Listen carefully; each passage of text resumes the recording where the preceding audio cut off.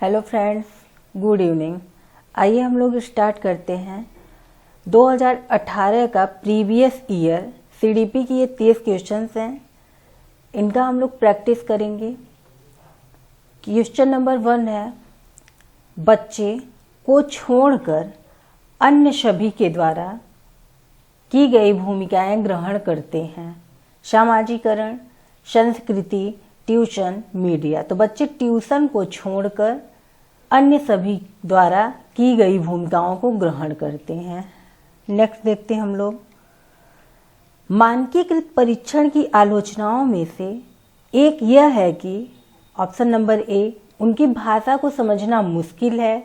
Option number B, परीक्षण बड़ी आबादी पर लागू नहीं किए जा सकते। ऑप्शन नंबर सी, वे बच्चे की क्षमता की स्पष्ट तस्वीर नहीं देते हैं। ऑप्शन नंबर डी, वे मुख्य रूप से मुख्य धारा की संस्कृति का प्रतिनिधित्व करते हैं और इसलिए पक्षपाती हैं। तो ऑप्शन नंबर डी इसका राइट है। नेक्स्ट देखते हैं हम लोग, एकाधिक बुद्धिमानी का सिद्धांत कहता है कि बुद्धि कई प्रकार की हो सकती है। पेपर पेंसिल परीक्षण सहायक नहीं है। प्रभावी अध्यापन के द्वारा बुद्धि बढ़ाई जा सकती है। बुद्धि तेजी से बढ़ाई जा सकती है। तो ऑप्शन नंबर ए इसका राइट है। बुद्धि कई प्रकार की हो सकती है। चौथा देखते हैं हम लोग, शिक्षक सीखने के लिए मूल्यांकन और सीखने के मूल्यांकन दोनों का उपयोग कर सकते हैं। ऑप्शन नंबर ए है, बच्चे की सीखने की जरूरतों को जानने में और तदनुसार शिक्षक रणनीति का चयन करने में। ऑप्शन नंबर बी है, आवधिक अंतरालों पर बच्चों के प्रदर्शन का आकलन करने और उनके प्रदर्शन को प्रमाणित करने में। ऑप्शन नंबर सी है, बच्चों की प्रगति की निगरानी करने और उनके सीखने के अंतराल को भरने के लिए उचित लक्ष्य निर्धारित करने में। ऑप्शन नंबर डी है, बच्चों की प्रगति और उपलब्धि स्तर को जानने में। तो इसका ऑप्शन नंबर डी राइट है, बच्चों की प्रगति और उपलब्धि स्तर को जानने में। पांचवा देखते हैं हम लोग, निम्नलिखित में से कौन सा सतत और व्यापक मूल्यांकन से संबंधित नहीं है। ऑप्शन नंबर ए है, यह शिक्षण अधिगम प्रक्रिया का एक अभिन्न अंग है। ऑप्शन नंबर बी है, यह विभिन्न शिक्षा क्षेत्रों में बच्चों की उपलब्धि पर केंद्रित है। सी है, यह बच्चों को धीमे, खराब या बुद्धिमान के रूप में चिन्हित करने में उपयोगी होता है। ऑप्शन नंबर डी है, इसे भारत के शिक्षा के अधिकार अधिनियम द्वारा अनिवार्य किया गया है। तो इसका राइट आंसर सी होगा, यह बच्चों को धीमे, खराब या बुद्धिमान के रूप में चिन्हित करने में उपयोगी होता है। नेक्स्ट देखते हैं हम लोग, बच्चों में प्रतिभाशालिता के कारण होती है। एक संसाधन समृद्ध वातावरण के कारण, सफल माता पिता के कारण, एक अनुशासित दिनचर्या के कारण, आनुवंशिकता और वातावरण के बीच अंतःक्रिया एक कारण। तो ऑप्शन नंबर डी राइट होगा, आनुवंशिकता और वातावरण के बीच एक अंतःक्रिया के कारण बच्चों में प्रतिभाशालिता होती है, हो या हो सकती है।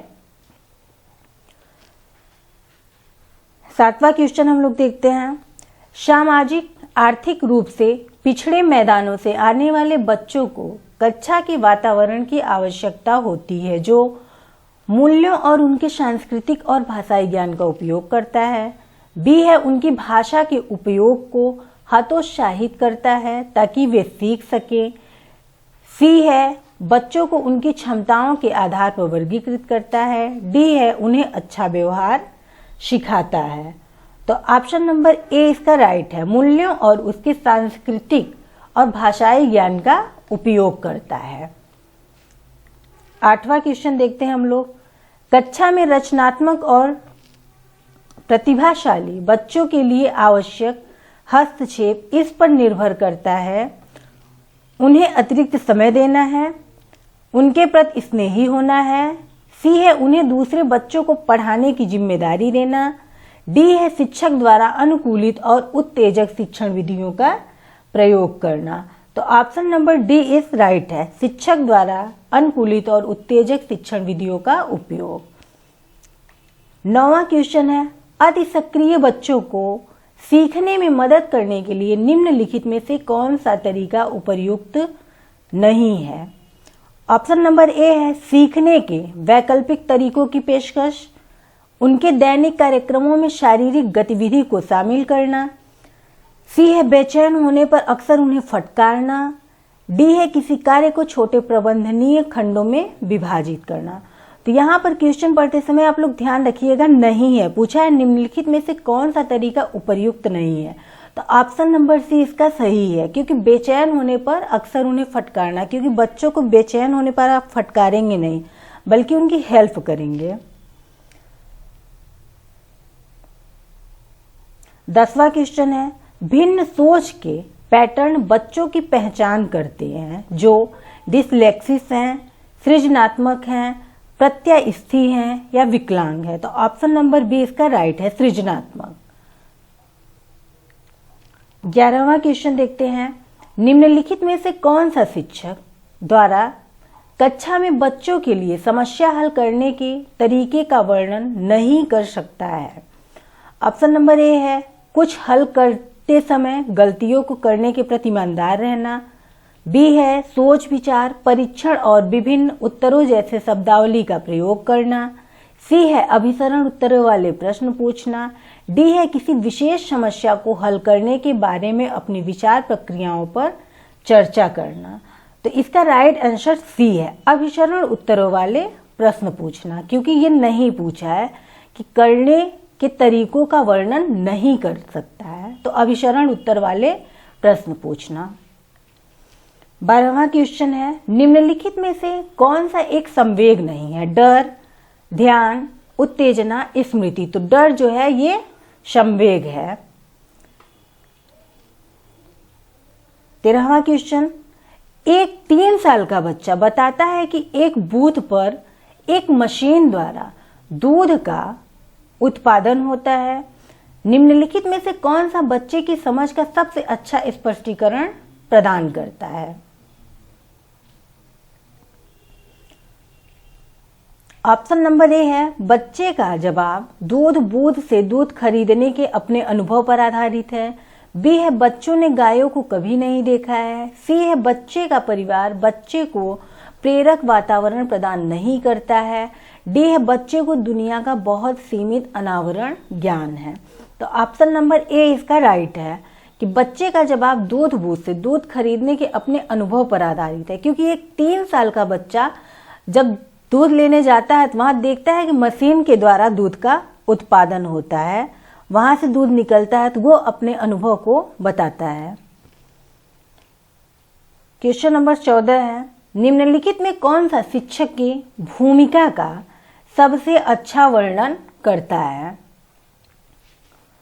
ऑप्शन नंबर ए है एक शिक्षक को निर्धारित पाठ्य पुस्तक का पालन करना चाहिए, बी है पाठ्यक्रम को समय पर पूरा करने के साथ साथ दोहराने के लिए पर्याप्त समय देना महत्वपूर्ण है, सी है आराम के लिए जगह बनाना जहां बच्चे संवाद और पूछताछ के माध्यम से सीखते हैं, डी है कक्षा में शिक्षक की सबसे महत्वपूर्ण भूमिका अनुशासन को बनाए रखना। तो ऑप्शन नंबर सी इसका राइट है, आराम के लिए जगह बनाना जहां बच्चे संवाद और पूछताछ के माध्यम से सीखते हैं। क्वेश्चन नंबर 15 है निम्नलिखित में कौन सी कक्षा समृद्ध शिक्षा को प्रोत्साहित करती है? ए है वह कक्षा जिसमें खुली गतिविधि को कोने हो और विभिन्न प्रकार के बाल साहित्य खुली ताक में रखी हो जो दिन के किसी भी समय प्राप्त किया जा सके, बी है अलमारी में अच्छी तरह संगठित सामग्री वाली कक्षा जहां सामग्री को सप्ताह में एक बार मुक्त खेल के लिए बाहर लाया जाए। तो ये ऑप्शन गलत है पहले ही। सी है पाठ्य पुस्तक सामग्री द्वारा संचालित संरचित और योजनाबद्ध अधिगम वाली कक्षा, डी है वह कक्षा जिसमें प्रदर्शित विभिन्न प्रकार की सामग्री बच्चों की पहुंच से परे हो ताकि सामग्री लंबे समय तक चलती रहे। ये भी गलत है। सीटेट में आप लोग ऑप्शन में आंसर लगाने से पहले ऑप्शन को काटना सीखिए, जो ऑप्शन निगेटिव लगे उसे पहले काट दीजिए तो पॉजिटिव आंसर आपको अपने आप ही मिल जाएगा। इसका ऑप्शन ए राइट है। वह कक्षा जिसमें खुली गतिविधि को कोने हो और विभिन्न प्रकार के बाल शायद खुली ताल सेफ हो, जो दिन के किसी भी समय बच्चे प्राप्त कर सके। 16 नंबर देखते हैं हम लोग। निम्नलिखित में से कौन सा कक्षा में पाठ्य पुस्तकों की भूमिका का सबसे अच्छा वर्णन करता है? ऑप्शन नंबर ए है, वे एक राज्य या राष्ट्र में अधिगम में एक रूपता बनाए रखते हैं। बी है, वे अध्ययन के पाठ्यक्रम के बारे में शिक्षक और माता पिता को मार्गदर्शन प्रदान करते हैं।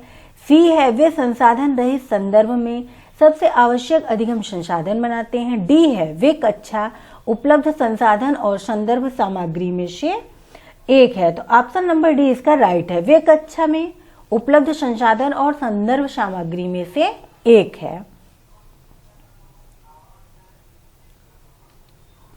17 नंबर देखते हैं।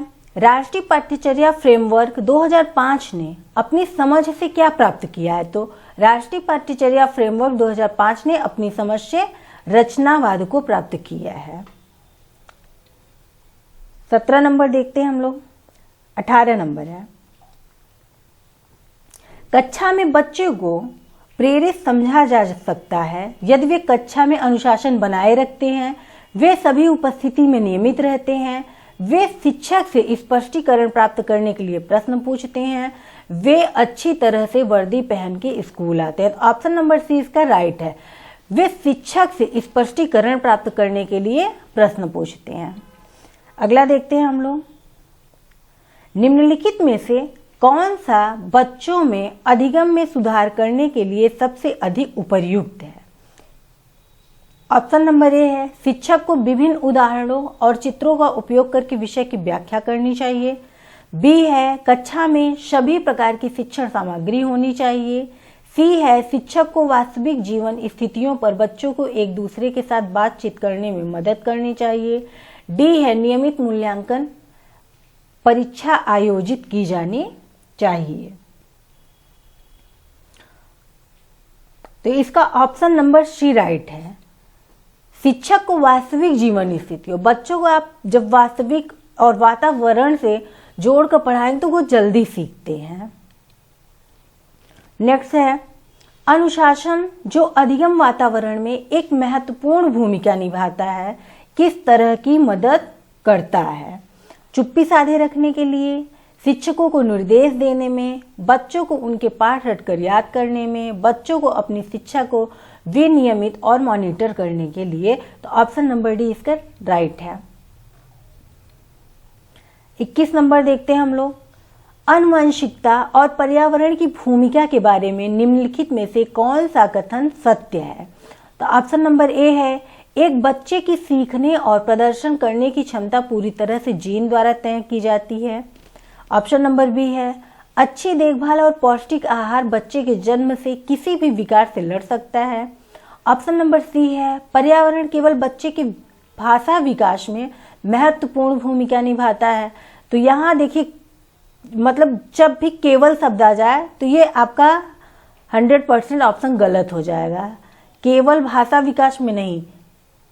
ऑप्शन नंबर डी है, विकास के कुछ पहलू आनुवंशिकता से अधिक और अन्य पर्यावरण से अधिक प्रभावित होते हैं। तो ऑप्शन नंबर डी इसका राइट है।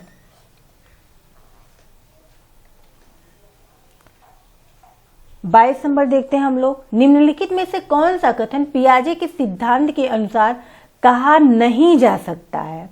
ऑप्शन नंबर ए है, बच्चे अपनी दुनिया के बारे में ज्ञान का निर्माण और उपयोग करते हैं। बी है, निरंतर अभ्यास से अधिगम होता है। सी है, बच्चे अपने पर्यावरण पर क्रिया करते हैं। डी है, विकास गुणात्मक चरणों में होता है। तो ऑप्शन नंबर बी इसका राइट है, निरंतर अभ्यास से अधिगम होता है।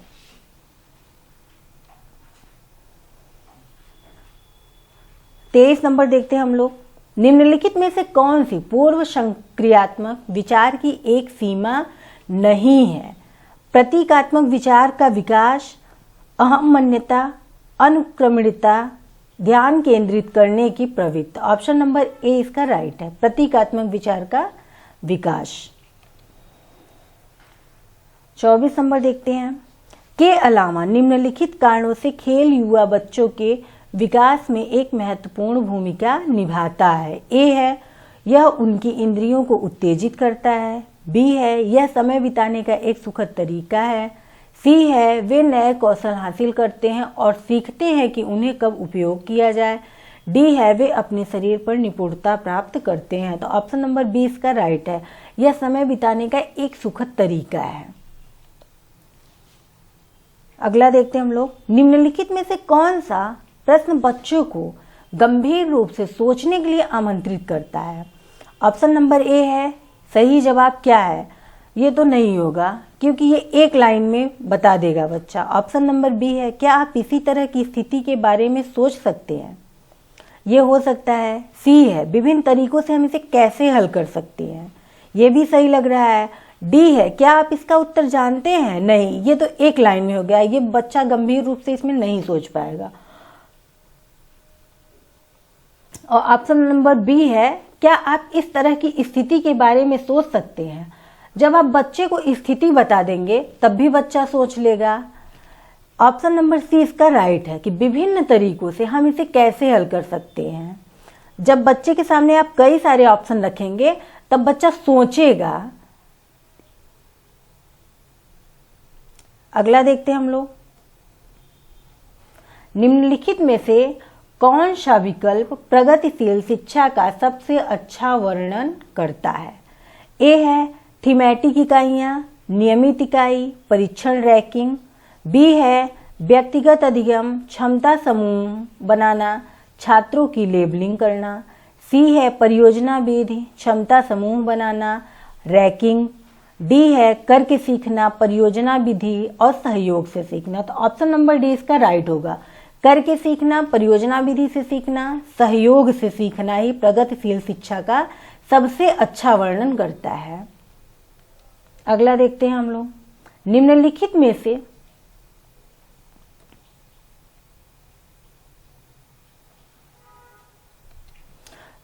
प्रगतिशील शिक्षा के बारे में निम्नलिखित में से कौन सा कथन बताता है कि शिक्षा स्वयं ही जीवन है। ऑप्शन नंबर ए, स्कूलों की आवश्यकता नहीं है, बच्चे अपने जीवन के अनुभवों से सीख सकते हैं। बी है, स्कूलों में शिक्षा सामाजिक और प्राकृतिक दुनिया को प्रतिबिंबित करे। सी है, जीवन सच्चा शिक्षक है। डी है, स्कूल शिक्षा को यथासंभव लंबे समय तक जारी रखना चाहिए। तो ऑप्शन नंबर बी इसका राइट आंसर होगा। स्कूलों में शिक्षा सामाजिक और प्राकृतिक दुनिया को प्रतिबिंबित करे। अगला देखते हैं हम लोग, निम्नलिखित में से किसे कोहलबर्ग के सिद्धांत का योगदान माना जा सकता है। ऑप्शन नंबर ए, इस सिद्धांत में विस्तृत परीक्षण है। ऑप्शन नंबर बी, यह नैतिक तर्क और कार्रवाई के बीच एक स्पष्ट संबंध स्थापित करता है। सी है, उनका विश्वास है कि बच्चे नैतिक दार्शनिक हैं। डी है, उनके सिद्धांत ने संज्ञानात्मक परिपक्वता और नैतिक परिपक्वता के बीच एक सहयोग का समर्थन करता है।